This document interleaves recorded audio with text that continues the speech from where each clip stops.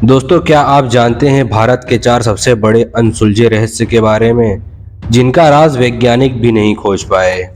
दोस्तों, आप जब कई हजारों साल पुराने इतिहास को देखेंगे तो आपको कई हैरान कर देने वाली चीजें देखने को मिलेंगी। यहाँ के प्राचीन मंदिर, किलों व गुफाओं ने हमेशा से ही लोगों को आश्चर्य किया है। यही कारण है कि दुनिया भर के सैलानी भारत के कुछ अद्भुत स्थलों को देखने के लिए और इनकी सच्चाई का पता लगाने के लिए यहाँ आते रहते हैं। वहीं यहाँ कई जगह ऐसी भी मौजूद है जो अपने अनसुलझे रहस्यों के लिए जानी जाती है।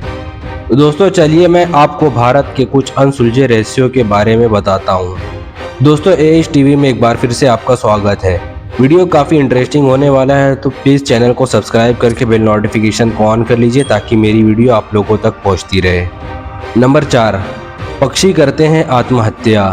दोस्तों, क्या आपने कभी सुना है कि पक्षी आत्महत्या करते हैं? चलिए मैं आपको बताता हूँ। दोस्तों, भारत में कई ऐसी जगह हैं जो रहस्यमय है। वहाँ कुछ ऐसी अजीबोगरीब चीज़ होती है जिसका अंदाज़ा लगाना इंसानी दिमाग के परे है। ऐसा ही कुछ होता है असम के एक छोटे से गांव जातिंगा में। यहाँ हर साल अगस्त से दिसंबर के बीच एक अजीब घटना होती है। इस समय के दौरान यहाँ देश भर से सैकड़ों पक्षी आते हैं और एक साथ आत्महत्या कर लेते हैं। इसी वजह से इस गाँव को पूरी दुनिया में जाना जाता है। दुनिया भर के वैज्ञानिक इस बात पर रिसर्च कर रहे हैं कि आखिरकार इस गांव में ऐसा क्या है कि सभी पक्षी आकर यहां प्राण त्याग देते हैं, लेकिन अब तक इसका कुछ भी स्पष्ट जवाब नहीं मिला है। दोस्तों, दूसरे गांव से अलग है जातिंगा। दोस्तों, ऐसे तो असम के उत्तरी कक्षार हिल्स जिले में सैकड़ों गाँव हैं, लेकिन पहाड़ियों के ऊपर और झाड़ियों से घिरा जातिंगा इन गाँव से अलग है। इस गांव में रहने वाले 1200 जातियां हैं जो आदिवासी हैं। वहां आज भी गुमनामी में जीते हैं। इनका गुजारा जंगल, मुर्गी और पशुपालन से होता है। हालांकि अगस्त और सितंबर के महीने में यहां सब कुछ बदल जाता है। दोस्तों, दुनिया भर से लोग यहां पक्षियों के रहस्यमय सुसाइड को देखने के लिए आते हैं और कई रिसर्चर अभी यहां शोध करने के लिए आते हैं। लेकिन इतने रिसर्च के बाद भी आज तक इस पहेली का कोई विशेष हल नहीं निकल पाया। दोस्तों, आप ये जानकर हैरान हो जाएंगे कि अमावस्या की रात में ही होता है सब कुछ। वैसे तो हिंदू धर्म में अमावस्या की रात को ठीक नहीं माना जाता। कहते हैं कि इस दिन बुरी शक्तियां अपने चरम पर होती है। जातिंगा गांव में ज्यादातर पक्षियां सैकड़ों की संख्या में अमावस्या की रात में ही इकट्ठा होते हैं और यहां आत्महत्या कर लेते हैं। दोस्तों, कहते हैं कि यहाँ पक्षियों की मौत 2 तरह से होती है। एक तो पक्षी खुद ही आसमान से गिरकर अपनी जान दे देते हैं। दूसरा ये कि यहाँ के रहने वाले आदिवासी गांव में लकड़ी के खंभों पर लालटेन बांधकर टांग देते हैं और लालटेन की रोशनी की तरफ एकाएक कई पक्षी कीट पतंगों की तरह खींचे चले आते हैं और टकरा कर अपने प्राण त्याग देते हैं। दोस्तों, अब मैं हैरान हूँ कि सिर्फ इसी गाँव में ऐसा क्यों होता है। दोस्तों, सबसे हैरान कर देने वाली बात यह है कि सामूहिक रूप से पक्षियों की आत्महत्या की बात सिर्फ इसी गाँव में होती है। यहाँ से महज 2 किलोमीटर दूर पर ही एक दूसरा गांव है। वहाँ पक्षी ऐसा कुछ भी नहीं करते।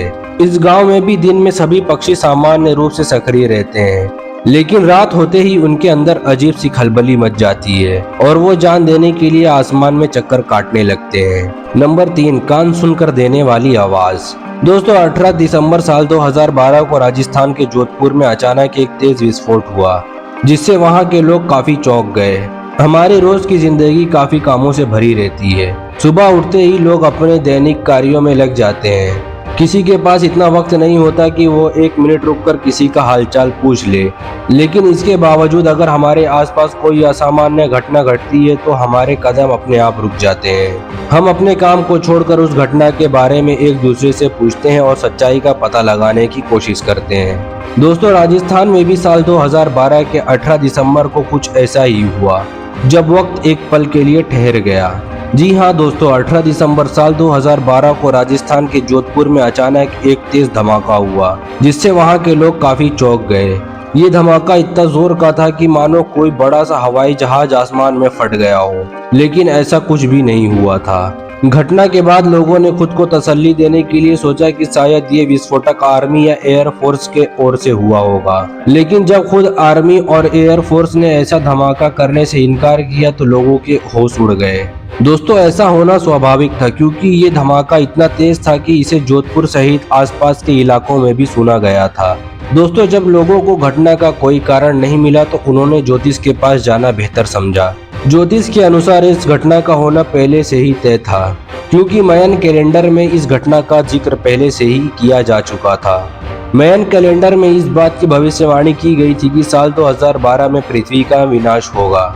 ज्योतिष ने इस घटना को धरती के खत्म होने का संकेत बताया। हालांकि ऐसा कुछ अब तक नहीं हुआ है, क्योंकि धरती आज भी अस्तित्व में है, लेकिन उस धमाके के बारे में आज तक लोगों को कुछ पता नहीं चल सका और ये रहस्य आज तक वहां के लोगों के मन में बरकरार है।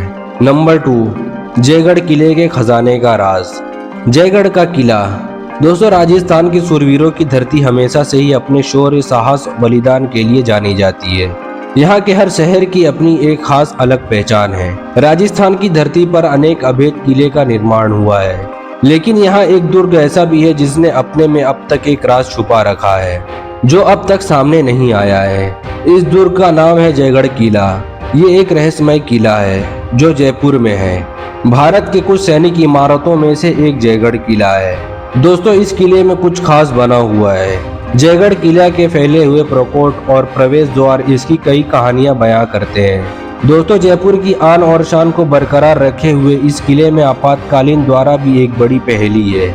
दोस्तों, 1975 में जब देश में इंदिरा गांधी ने आपातकालीन लगाया, उस समय जयगढ़ किले में छिपे खजानों की भी तलाश की गई।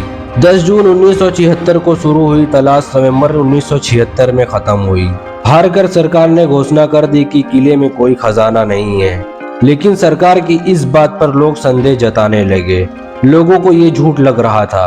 दोस्तों, इसकी सबसे बड़ी वजह यह है कि जब सेना ने अपना अभियान समाप्त किया तो उसके बाद 3 दिन के लिए दिल्ली जयपुर हाईवे आम लोगों के लिए बंद कर दिया गया था। ऐसा लोगों का कहना है कि इस दौरान जयगढ़ किले में मिले खजाने को ट्रकों में भरकर दिल्ली लाया गया और सरकार इसे जनता की नजरों से छिपा कर रखना चाहती है। दोस्तों, हाईवे बंद होने की जानकारी कई खुफिया सूत्रों से मिली, लेकिन सरकार ने इसके लिए कभी हामी नहीं भरी। दोस्तों, अनुमान है कि 128 करोड़ रुपए की दौलत होगी।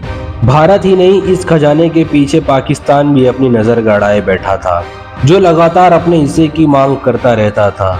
11 अगस्त 1976 को भुट्टो ने तत्कालीन प्रधानमंत्री इंदिरा गांधी को एक खत लिखा, जिसमें पाकिस्तान ने खुद को जयगढ़ किले की दौलत का हकदार मानते हुए लिखा।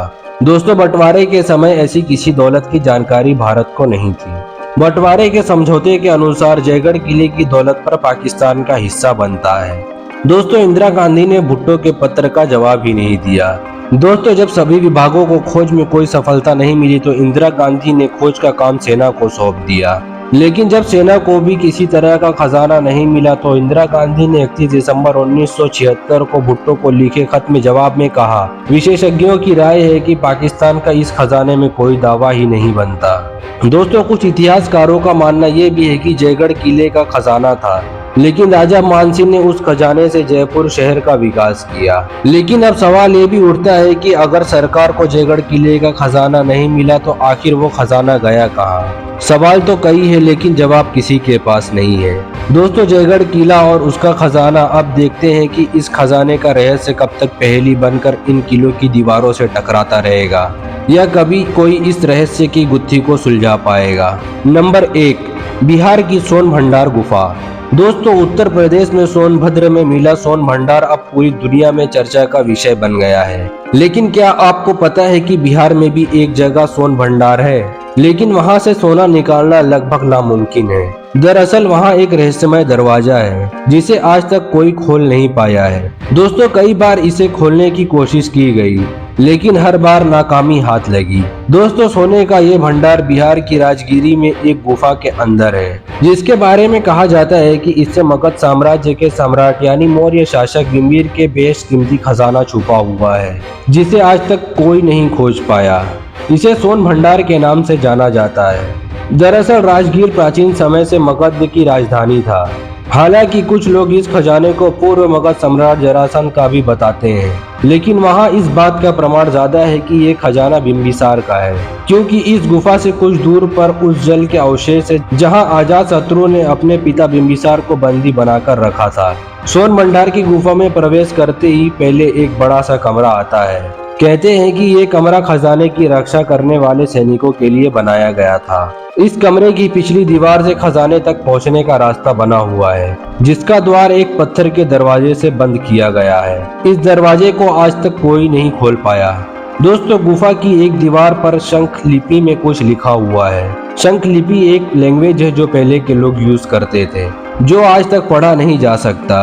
कहा जाता है कि इसमें ही खजाने के दरवाजे को खोलने का तरीका लिखा हुआ है, लेकिन इस लिपि को पढ़ने में दुनिया भर के लोग नाकाम रहे हैं। दोस्तों, कुछ लोगों का यह भी मानना है कि बिम्बिसर के खजाने तक पहुंचने का रास्ता वैभवगिरी पर्वत सागर से होकर गुफाओं तक जाता है, जो सोन भंडार गुफा की दूसरी ओर पहुंचती है। कहा जाता है कि अंग्रेजों ने एक बार तोप से खजाने के दरवाजे को तोड़ने की कोशिश की थी, लेकिन वो इसे तोड़ नहीं पाए। तोप के गोले के निशान आज भी दरवाजे पर मौजूद हैं। दोस्तों, उम्मीद करता हूँ वीडियो आपको खूब पसंद आई होगी। वीडियो अगर आपको अच्छी लगी हो तो लाइक करें और ज़्यादा से ज़्यादा लोगों के साथ शेयर करें। और हाँ दोस्तों, कमेंट करके ज़रूर बताएं कि आपको किस टॉपिक में ज़्यादा इंटरेस्ट आया। दोस्तों, अब हम आपसे मिलेंगे फिर एक और इंटरेस्टिंग वीडियो में। तब तक के लिए आप जहाँ भी रहिए खुश रहिए और खुशियाँ बांटते रहिए। दोस्तों, चैनल पे नए हैं तो चैनल को सब्सक्राइब कर दीजिए। आपका बहुमूल्य समय देने के लिए दिल से धन्यवाद।